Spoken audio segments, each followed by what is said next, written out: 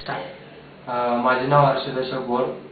Patient हे माझे मामा आहेत. पेशंटचे नाव देवराव मनोजी गाडवे. ते आम्ही गोल्ड कार्ड इंडसचं फर्स्ट यूज केलेलं आहे. पेशंट म्हणजे 1 तारखेला त्यांचा ॲक्सिडेंट झाला होता. तेव्हापासून ते आज 18 तारीख आहे, तेव्हा आजपर्यंत ते ॲडमिट होते. जवळपास 2,47,600 रुपये खर्च आलेला आहे. पण इंडसमुळे आम्हाला फक्त 38,521 रुपये भरावे लागलेले आहेत. तर इंडसमुळे आम्हाला जवळजवळ 2,08,085 रुपये एवढा इंडसनी भरलेले आहेत पैसे. आणि इंडसची सर्व्हिस एकदम व्यवस्थित आहे. तर आमच्या पेशंटला ॲक्सिडेंट झाल्यामुळे क्लेविकल फ्रॅक्चर आणि रिस्ट फ्रॅक्चर झालेले होते.